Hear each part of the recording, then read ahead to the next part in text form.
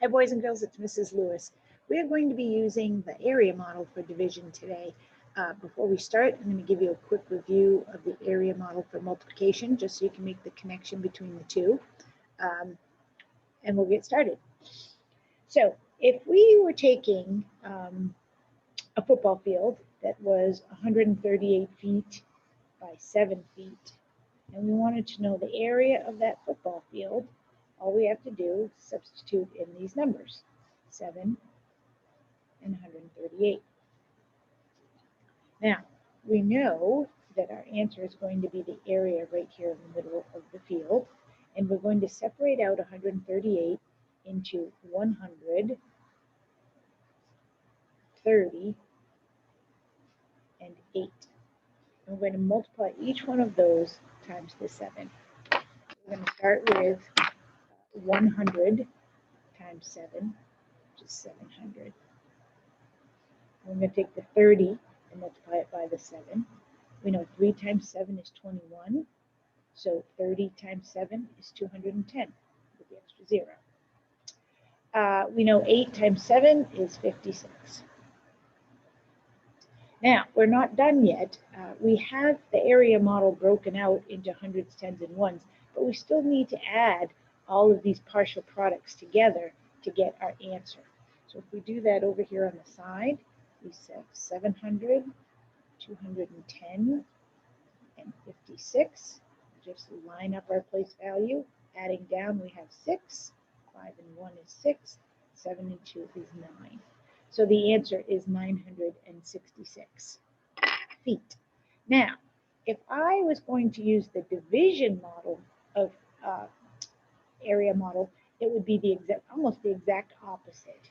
So we have a rectangle, and I'm going to give you the area of 966, and I'm going to give you one other dimension, which is the 7. So this problem here could be written out like this: 966, which is the area, divided by 7. And then our quotient is going to be the mystery number that we're solving for. The other way you can write this is 966 divided by 7. And again, the answer is going to be our quotient, which is the number we are solving for.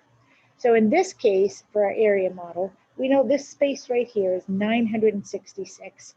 This distance here is 7. What number is going to go here? That's what we're going to find out. So we're going to break 966 up into hundreds, tens, and ones, just like we did over there. But first, we're going to ask ourselves, 7 times what number will get us close to 966? We know it has to be a really big number. For instance, if I used 200, 7 times 200, that would give us 1,400. Of course, because 7 times 2 is 14. That would be too much. We want to get as close to 966 as we can without going over. So I'm going to use 100, because I know that 7 times 100 is 700. Okay? So we're going to take our 966 and take away that 700 that we just divided, and that's going to give us 266. Let's carry that over into our tens column.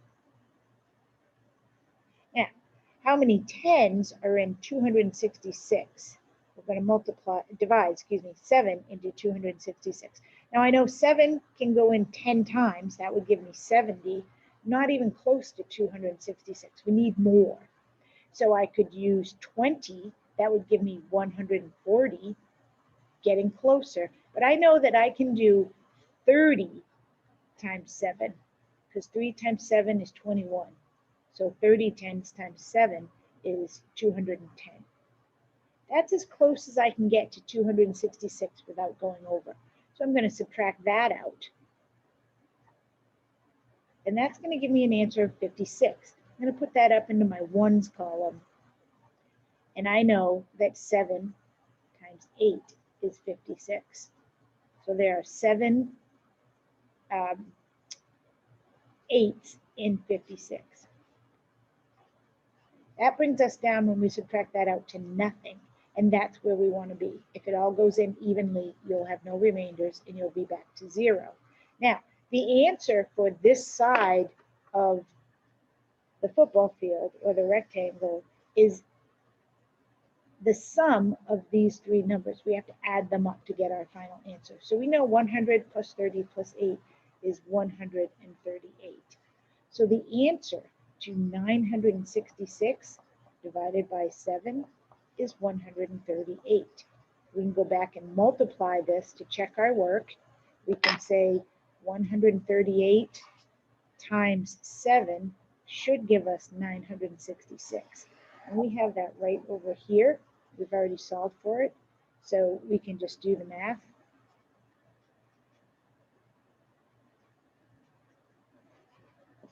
And again, we know our number is correct. It's 966.